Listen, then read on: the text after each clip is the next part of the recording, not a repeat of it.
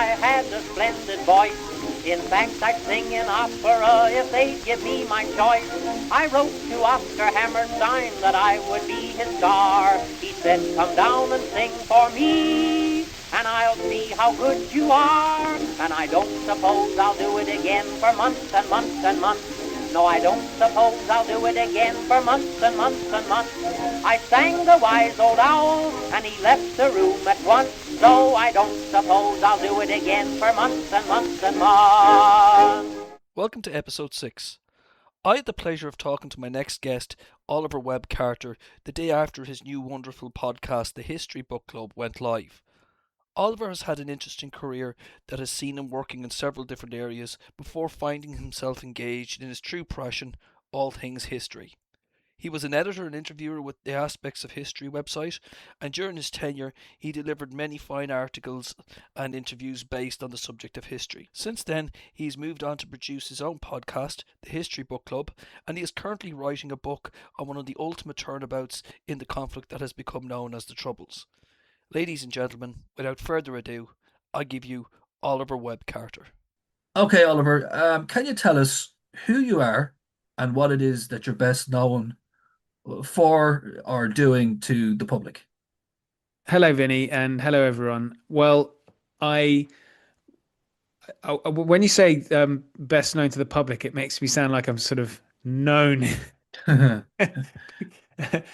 in some way famous, which is not the case. But I think in the history world, I'm known as, until very recently, being editor of Aspects of History, which is a magazine, website, podcast.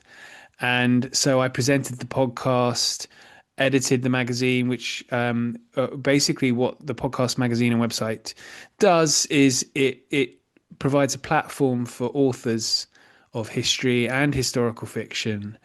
And so what we want to try and do is make the books that authors have written most known to the public. And in order to do that, I would produce a magazine displaying their work through articles, interviews, short stories.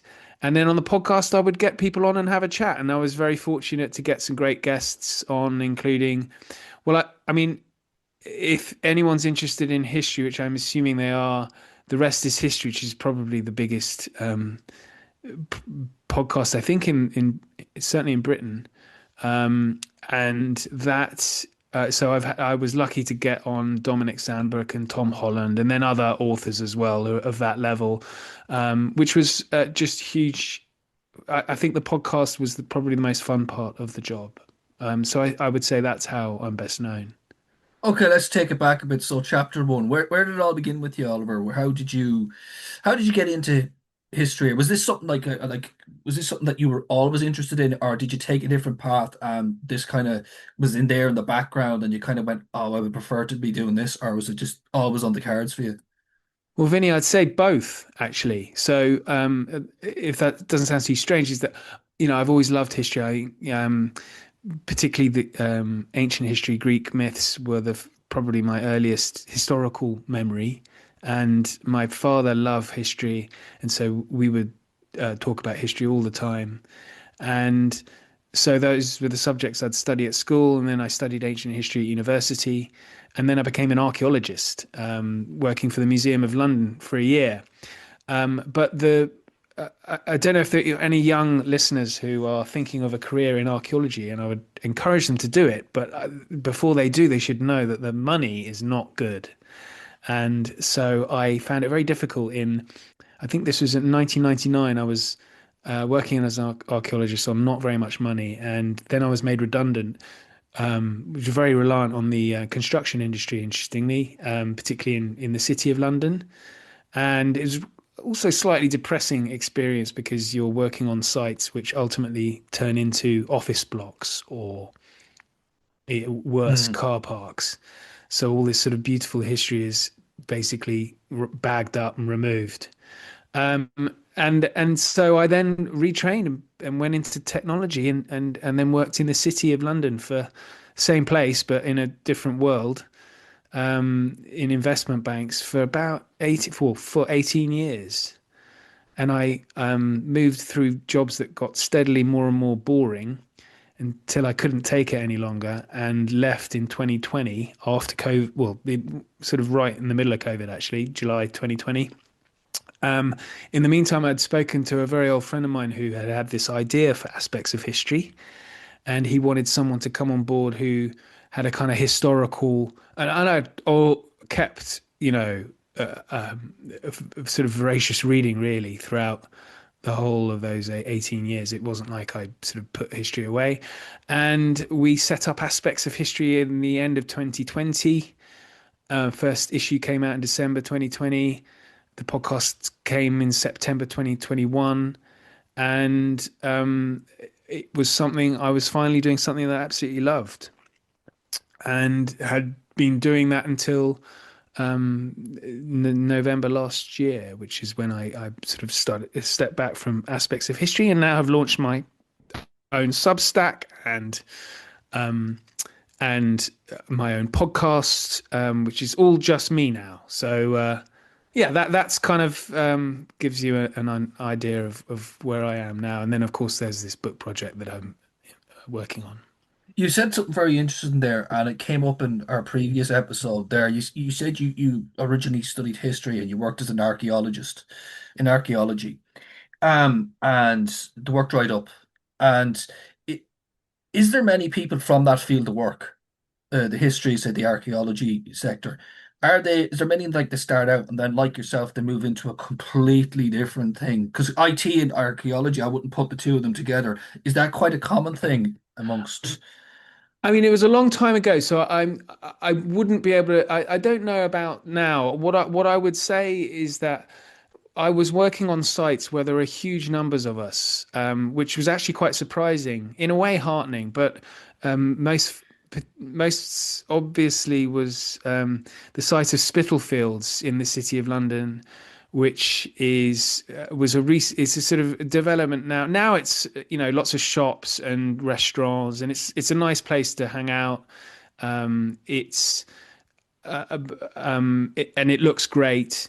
When I first started working on that site, there were thousands upon thousands of skeletons. It was originally a medieval monastery and also burial hospital, hence the name.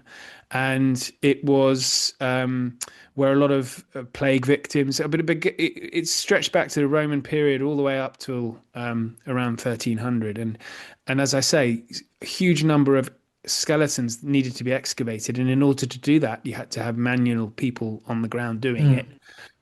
And that required a huge number of, I wouldn't describe my skill set in those days as an archaeologist as particularly high. I'd had experience in Central America, but not I wasn't a particularly skilled archaeologist, and I would say that was the same for around about 60%, 70% of the archaeologists there who had just left university, hadn't really had a huge amount of practical experience, and really it was on the job training. So it was a great atmosphere. We're all the same age. You're young in London. That's going to be quite a social job. But at the end of the dig, there were no other big jobs happening. And the Museum of London Archaeology Service had to basically make a huge number of us redundant. And so I think in that case, you're right. It was there were lots of us looking for other work, and it was sort of we were in the internet age, but as an archaeologist, it wasn't something we were particularly familiar with, so we didn't keep up amongst each other. But I don't think we really. I think a lot of us drifted away from archaeology. I mean, as I said, the salaries are not great. And how, like IT, like how did you find your way into the IT sector, like in finance? It seems like a black and white, from jumping from a black and white negative into a color photograph. Yes. It's, you know what I mean. Like, so it's kind of what was it there? What brought you in there? Were you always interested in IT or? No, well, kind of. I mean, I remember seeing a digital camera on the site at Spitalfields. And all us archaeologists were gathered around and going, wow, it doesn't take film. It's amazing. Can't understand this. What is this? what is this magic? What is this wizardry? Um, so I wasn't familiar with technology. I had an email address, I think. Um, so, but I think I had an interest in it. I quite liked the idea. I think I was interested in. I mean, I was familiar with computer games, of course, um, and so I suppose I thought that this was a way that it was, in a way, it was a kind of future proofing. I was kind of conscious that I had a lot of parental pressure as well, I should mention. Um, I wanted to have a job that would, be sustainable, and I'd be able to, survive and thrive, I suppose. So I thought, well, if I did an IT course and then applied for jobs, I'd be able, this would be me being independent, and the course, I kind of stumbled through it, and I managed to get. I went through a number of interviews to get into. I work for an investment bank, loads of interviews to get through. But when I did, I was in another group of young people, but this time, yeah, as you say, in this kind of tech world, which was using sort of it was IT support on a investment, but in trading floors and banking floors, and that was fun because you fix problems in a high pressure environment. That's quite enjoyable, particularly when you're surrounded by people, similar age and stuff like that. So going like say from your experience as an archaeologist and you were doing that dig and then you arrive in IT. I guess you're talking about say the late 90s, early noughties when this was happening. Yeah, Like yeah. London very much kind of changed over that period. Went from being something else to probably what we know it as now.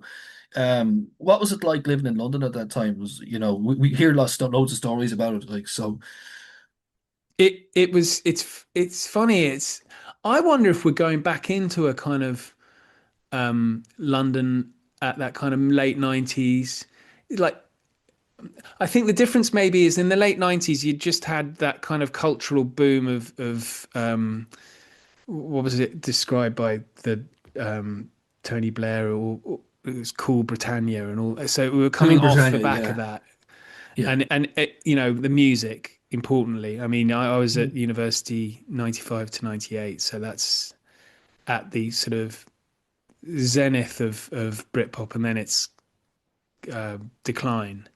So um, I guess you'd had a group of people, my generation were all had that experience. So we came into London, and London had not quite. It wasn't as shiny as I guess it was. 2012 London Olympics is probably what a Mm. lot of Londoners would say is the kind of peak. Um, so it wasn't as shiny as that. It was a bit. It was a bit. It was a bit shitty. But that was what was quite good about it. You could find pubs that did not all serve the same kind of. Now they all have food. In those days, it wasn't the case. So London, yeah, it's funny. I haven't really thought about this for so long, but it was just. I think it was just more rough and ready, and particularly I spent a lot of time around that city area, and then I moved to Brighton in the early 2000s and commuted back. And Brighton was a fun, happening town as well. So I guess it was a lot of social. I feel like I'm kind of rambling now, but No, no. it was. I think we were going to a lot of gigs as well. I don't know. It just feels like it was a lot more happening than it is Yeah. now. And I'm hoping that because it's gone through a bit of a lull, the nighttime economy now is crap. I mean, I know this because I've been out. I mean, I'm old now, but were entertaining historians, and you'd go to leave a restaurant at 10:30, and all the pubs are sort of shut, and Mm. it's a sort of different kind of atmosphere. I'm hoping that then will drive another kind of the economy, where there's a reaction to people who obviously are struggling to keep businesses open late. It maybe that sounds will cause something else to it happen. it sounds like the London that you first encountered is the London that I want to visit when I go over to London, but it's no longer there. It's evolved into something completely different, you know? Yeah, yeah. I mean, I found sound like I'm really down on London. I mean, I do love living here, but I feel like there. I mean, you see lots of evidence of this. You know, business. The only sort of businesses that can seem to afford to remain open are chains. Number Yeah, of pubs closing is horrifying, really. yeah, So I just hope that this just sort of prompt a reaction. I mean, even if it gets to the extent where you've got sort of I guess the American term is speakeasies, you know, bars that are yeah, illegal but are popular. yeah, I think, you know, if you tax businesses to a complete nth degree, then there has to be a reaction somehow, and maybe that will make it attractive for people to visit because that can be quite fun, a kind of underground economy yeah. in a good way.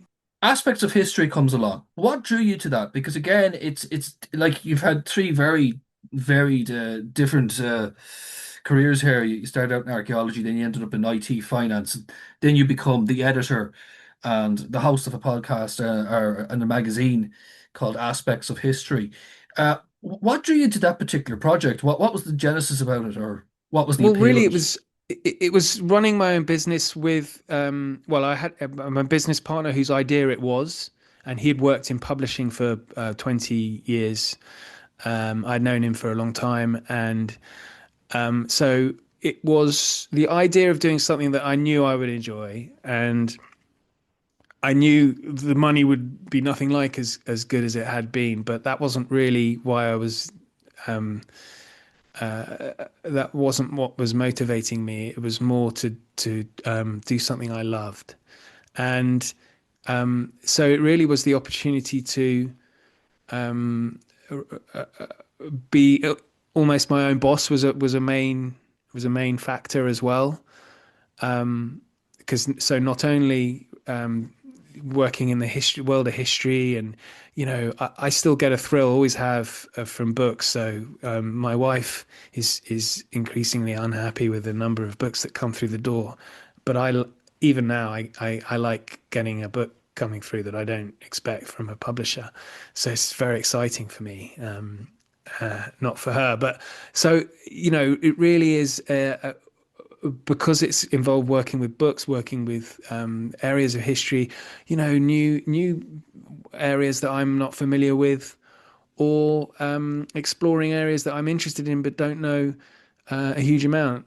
Yeah. So my wife is Iranian, or born in Brighton, but her parents were both Iranian. And I'm very interested in through the ancient history from the Persian Empire, but now very interested in Iranian history. So that's like an opportunity to really explore. Is that your favorite like subject in history, or is that something that you've grown into, or like say when you were younger, was there a particular period and you just evolved as most people do into different interests as years go by? Yeah, yeah, certainly evolved. I mean, I've always loved ancient history, and and I think also, I mean, that's what I studied at university. So the Persian Empire is a key part of the both Greek and Roman story, and so I it's such a huge element to the Iranians, maybe not the clerics who rather take a dim view of the Persians because they're pre-Islam, so they have quite a complicated and rather unsure view of the Persian Empire. But I think most Iranians are very proud of that past. And, you know, the Romans failed to conquer the Persians. I mean, Alexander famously did. I'm a huge admirer of Alexander. And so I think that inevitably means you're just interested in Iranian history and Iran in the 20th century. And now, as we're seeing in the last 20 years and up to, you know, what's happening at the moment as we speak is to me endlessly fascinating. So I guess it probably speaks to a sort of curiosity about parts of the world that maybe aren't familiar to us here. That if you have a kind of personal interest, you immediately latch onto. I think at least that's the case for me. So you were the editor of the magazine as well as the host on the podcast. But Yes, obviously, I know what a host of a podcast is. it's a very But difficult job, Vinny. it's tiring. But I've often wondered about editors and in terms of what they do, because you often see editors. So can you talk us through what your workload was like for anyone that might be interested in going down that route, or who might be interested in setting up their own magazine or fanzine or online magazine or whatever it might be? What was behind it? What's to do with it? Well, I think that I mean I hadn't had much experience um, uh, of the actual role as editor. But I had a lot of experience in writing just through my career. So I guess I was kind of confident that I'd be able to manage, I guess, and having a huge amount of sort of experience from studying and reading, that I'd be able to curate a magazine, a collection of pieces that would fit well for a readership who are interested in history. I felt like 2020, particularly, I think COVID maybe helped. We were online, so the audience were there, at home wanting to read. And I mean, I should say that I wasn't alone on this. My business partner helped me out, Richard. He really helped me out as well. So it was something that we worked on at least in the early days together. But really, it was like a brilliant opportunity for me to just pick the history that I liked, and therefore thought other people would like too. It's sort of slightly selfish, Mhm. but you might find this from your podcast, is you're picking episodes with people that you want to speak to, Yeah. and you just kind of assume that other people will come along with you. Your listeners will come along with you for the ride. Definitely the theme of the series always changes in terms I've noticed it myself, and you are absolutely right that there's three series now. We're in the middle of the third series. You're the sixth episode. There's another six to go.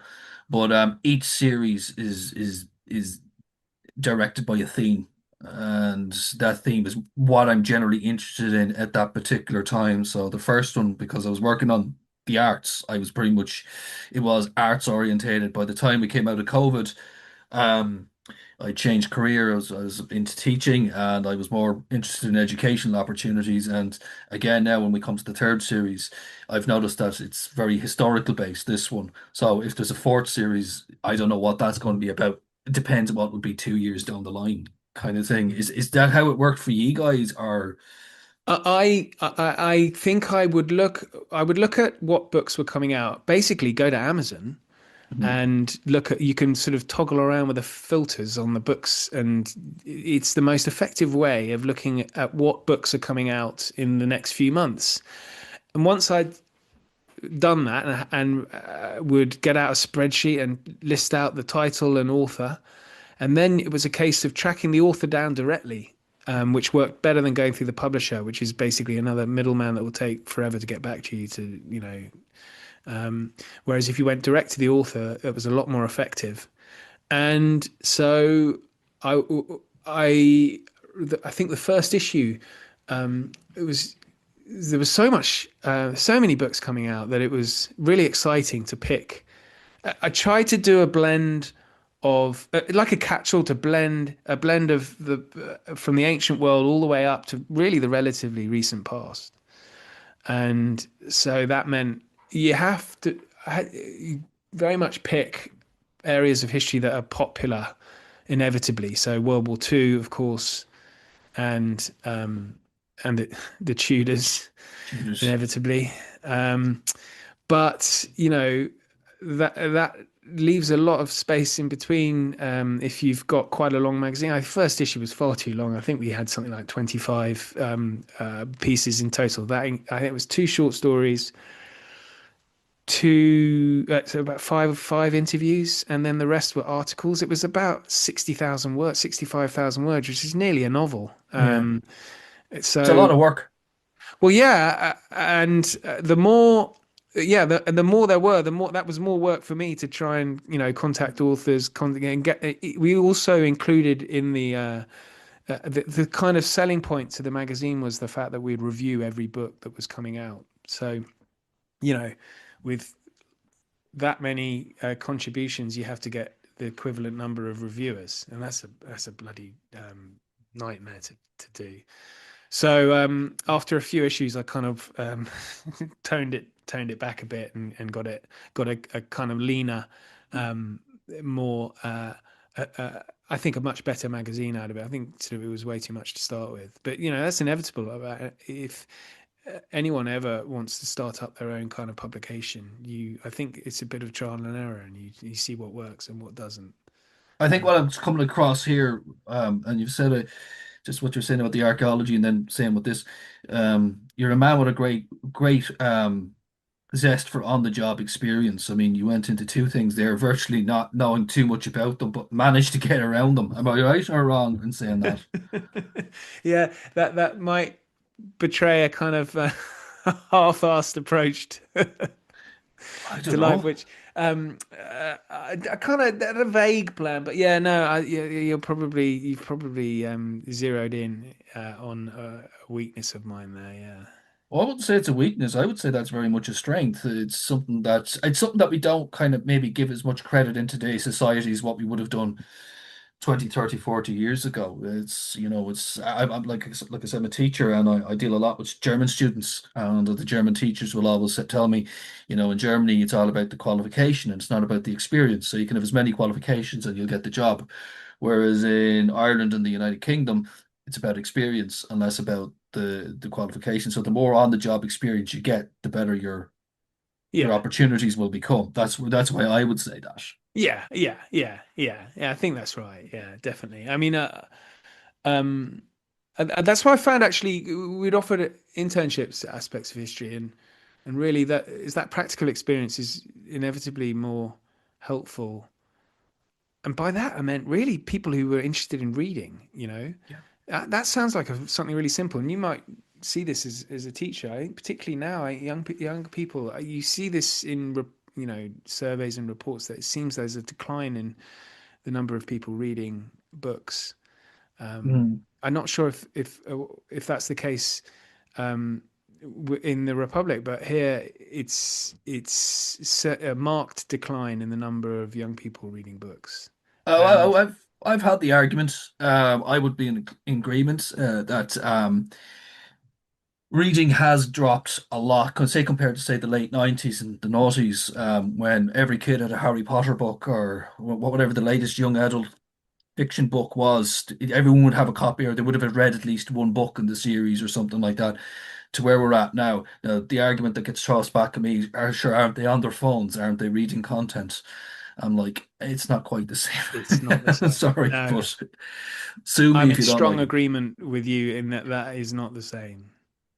It's important to kind of have the content as well. And in terms of your interns, that's I find that really interesting because I deal with interns as well. I get students ready for internships. What sort of backgrounds were they coming from educationally? Like what sort of courses were they coming from? Well, we would for internships we would require a degree in either um, in an art subject. Hmm. I mean, everyone's talking about STEM now. I'm a firm believer in the opposite in history and English literature degrees. I think we ignore those at our peril, and Hmm. classics degrees, which really are dying a death, which upsets me. But I would, so we would require that, and um, I did see, particularly here, a lot of people who did apply had very very strong degree results. If they weren't in the middle of their degrees as undergraduates, so graduates had very strong results. But often when speaking to them, you'd discover that I hadn't really read that much, um, and but and then often there was sort of a uniform interest in sort of the same kind of trend in history study, which was, I guess, open my eyes because I obviously last having gone to university in the 90s, I'm not someone who can judge whether that's right or wrong. Who am I to question that? It's just something that I had not expected. I guess that speaks to sort of slight politicization of when I was at university. It was a quite an apolitical time. Mm. 95 to 98, you've got the Berlin Wall had fallen, half a decade before, end of history and all that. The troubles were coming to an end. There was, I'm trying to think what, there was a sort of consensus politically. We were members of the European Union, Hmm. and so it was a kind of end of history period. I think we were quite fortunate in that regard. We weren't particularly political. You were led to get on with it without Yeah, being diverted into different alleyways that are potentially cul-de-sacs. Is it that? yeah. I think so. And I think now, I mean, empire was not really brought up too Hmm. much. If anything, there was an interest in the 19th century for the 19th century's sake, as opposed to, as opposed to a reason to go in because there was a sort of, I don't know, a subject that needed unpicking because of some contemporary political problem. But then, what they always the well-known phrase about history saying a lot more about the present than the past. Perhaps that speaks to what I'm saying in that, we didn't read a huge amount of contemporary history. I'm just talking more about the undergraduate study. But nowadays, with graduates in history, a lot of sort of decolonization of the curriculum and that kind of thing, which I just had not appreciated was an issue, was a thing, and so it was quite interesting to see that would come across in frequently in CVs that in the application process. Okay, so there's a definite change in attitudes towards history, I suppose, really in the current day, really. Yeah. Yeah, I think so, certainly. And I, I, I don't know what the numbers are on the amount of people studying history degrees or classics is certainly declining, and most worryingly in state schools here in this country. And now it's almost become the preserve, and that wasn't the case in my day. But in it's now the preserve of the private schools here, and that's a very worrying development. I So see. I don't remember them being taught at all in my school, classics. It wasn't until I went into university that I discovered what a classic was, really, to be quite honest with you. Like we didn't touch them at all, like Yeats, that's all we got taught. Classics, what's that, And then when you read them, you right, go, geez, this is a mad bit of crack. Why weren't we doing yeah, this in school? You know what I mean? Like, yeah. why is that decline happening in state schools, do you think? Partly it's funding. I think departments. There's obviously a concern about you need to direct your funding to particular ways, and I think a lot of the ministers think that, oh, if we're funding Latin or subjects similar, that's a waste of money when they could be learning engineering or something like Hmm. that. Um, I mean, I don't agree, but I think I can see why they think that. But so I think funding is probably the main reason. But I think also there's a kind of, I think there has become more recently more practical. I think a lot of politicians who are making these decisions are coming up through an education system and then early career where they you see this of both of the main parties that don't really learn. Um, they're not sort of graduates of these subjects, so just think that they're not really that important. Yeah. I have a friend who's a Latin teacher at a state school, and they're having to give up the subject, and they were getting great results. He's a brilliant teacher, and it's just hugely sad that it's happening. And I we've talked about this for a long time, if it's being stopped in a school that is where it's a success, then what about if in other schools where it's less well attended classes? So it's, I guess ultimately it's a political will and funding is the reason, and and I think it's for a subject like Latin and God forbid ancient Greek. I mean, it Mhm. really can give you a grounding it opens your eyes up to a whole new world of literature, of history, philosophy that I think can only be nourishment for the brain and the soul. So you've moved on now from aspects of history and you've decided to set up your own podcast. Can you tell us a little bit more about your podcast? Well, it is a little bit similar to the one I did before with aspects of history. I'm going to be starting another one, which I should mention as well. Although I'm trying to build up enough content. But first things first is the History Book Club, Vinny. It basically is what it says on the tin. It is a history book. It's a podcast for authors who've written history books, and so I just released the first episode where we're talking on Wednesday the 7th. So I have released that yesterday, and that was on the Iranian Revolution of 1979. So I spoke to an American historian who's written a book about that revolution. It's sort of timely with what's going on, but I'll be speaking to authors who've got books out that I'm interested in, really. Yeah. And So next one is going to be with Jason Burke, who's the author, who's the Guardian security correspondent, and has written a very good book called The Revolutionists, which is all about 1970s terrorism in the Middle East and in Europe. So really, it's concentrating on the Palestinian factions in those in that period, and also the Red Army faction, Baader Meinhof, because both those kind of groups cooperated frequently. And so that is it's a brilliant book, fascinating story, um, and that's quite timely as well, of course, with what's going on in Iran, because the conclusion of the book ends up with this sort of the rise of Islamist terrorism in the early 80s. So really, it's trying to draw out themes of these books that authors have written to encourage more reading, try and get people to buy books and read more.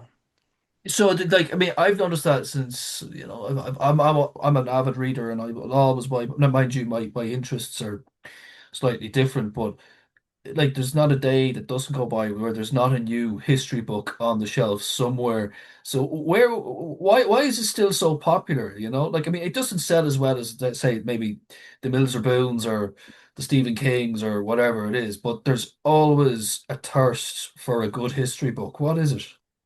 Well, I think it's that innate desire of humans to find out, to read stories, and uh, it, most history books, unless they're kind of rather dry academic texts, are stories, really. And the better history writers are able to craft non-fiction into a kind of a story that will always interest us. I mean, ever since we were sitting around a campfire in the Stone Age, we're listening to stories, whether they were true or not true, or somewhere in between, like Homer and the Iliad. So I think it's just I think it's something that's deep down in us. We just love hearing stories. So, and that's what history really is.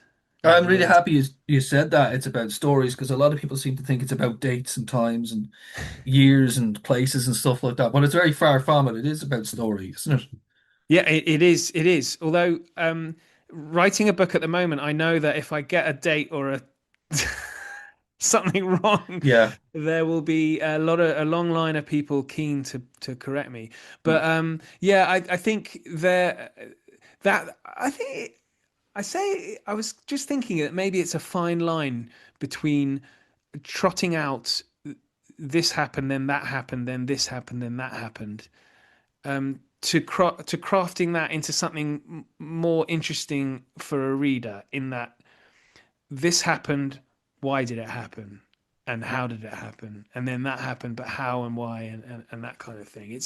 And I think that's something that um, separates really great writing from perhaps uh, writing that is a bit more impenetrable, perhaps.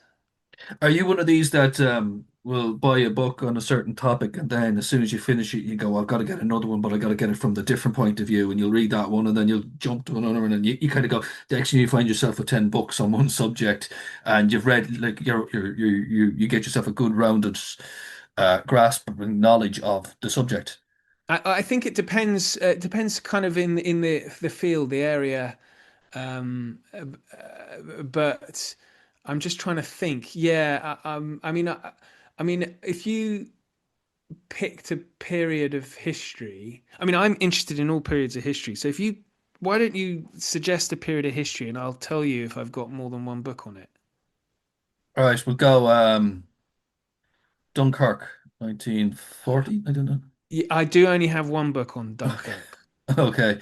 I've Uh, actually got a novel on Dunkirk, which is I found really a lot more. It was written by since you mention it, it's written by someone who went through it, who was at okay. Dunkirk, and he arrived in France in the phony war before Dunkirk.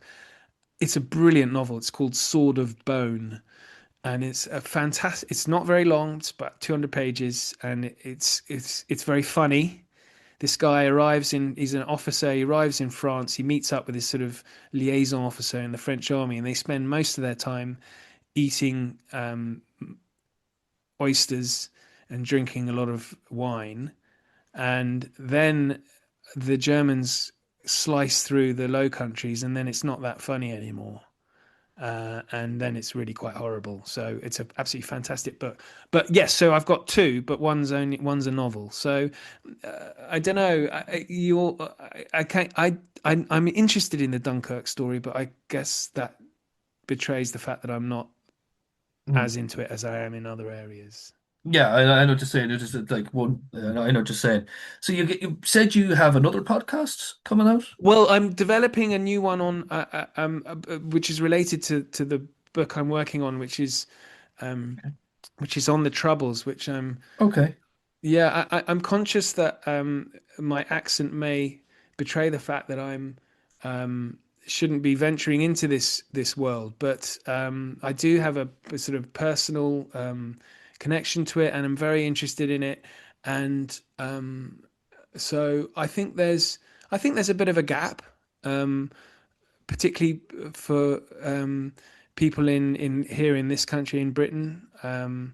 I think there's a lot of interest, it seems, in of course, for obvious reasons, in Ireland, and hence many of the podcasts are hosted by, and they're really good. I mean, you've had Oisin Feeney's brilliant, Yeah. really, really good podcast. But I feel like with the connections I've made with authors as well, I can develop a podcast that might be of interest here that I want to do. So at the moment, I'm building up enough of a kind of sort of content to release. And I think I'll probably do it in seasons, similar to the way you do. Whereas what I'm doing at the moment with the History Book Club is it'll be weekly, forever. You sit there because of your accent. You feel as if some people might feel as if you have no right to venture into it, which is, I know what you're saying, but what gives you that impression that someone, because let's talk about it's the Well, I don't Troubles agree. place, I'm not but saying I agree with hmm, that opinion, but I think if anyone ventures into social media, which is a horrible place, but if one does, hmm, you do see people who I think if they were speaking to me face to face, they would be more reasonable. Yeah. But there's and even an anonymous person voice, uh, wafting into the ears of your listeners. There might be some who think these are, why is this person getting involved in it? But I just think first impressions sometimes are quite important for people. Hmm. Um, I it's a natural reaction for most of us. I mean, I try and delve into it a little bit more myself. Yeah, I did Ras because Jez Butterworth wrote a play, The Ferryman, which is based on it's not based on an actual story of the disappeared, but it's loosely centers around the disappearing of a person. And he said something very similar in one of the interviews. I think it was with the Royal Court podcast. He said something very similar. Right. That's why I got I very might check that intrigued. out then. I should check that out. Yeah, it's just it's because we would have that. I suppose we would have that our back up against the wall, that kind of thing. You'd see a movie that was made and it'd be directed by an American director, or might have an American actor. And you go, well, what are they doing that for? Like, that kind of attitude we might have. Do you know what I mean? Whereas Yeah, if it's an English person, it's like when we do the same, we probably if it was an Englishman was playing Bobby Sands, we probably would turn around. Well, why is he doing that? Do you know what I mean? yeah, Like yeah. so almost as if it's exclusive property of. So you But it's got funny. I was when I was brought up, and I'd spoken about this with my sister years and years ago. We were always told we were Irish when we were brought up. really, Despite the yeah, accent. yeah. And what's the connection then with Ireland? Well, my mother's from County Antrim, near Ballymena, and my father. I mean, my father's just got his Irish citizenship through because his grandparents were born um, in Mayo, and um, although the records were destroyed, um, which may be in an event familiar to many, I should imagine.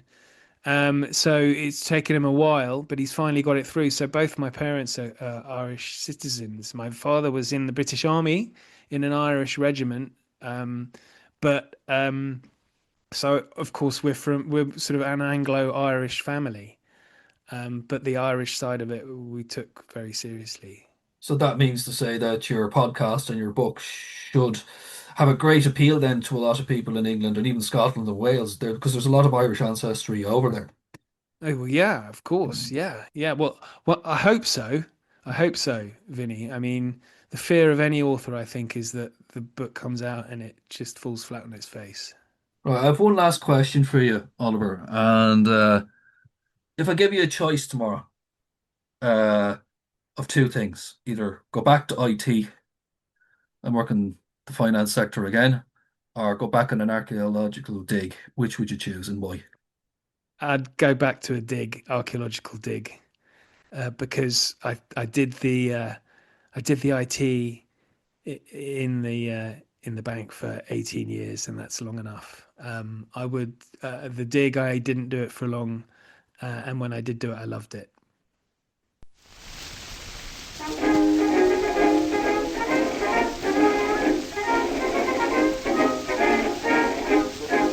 So that's my interview with Oliver Webb Carter.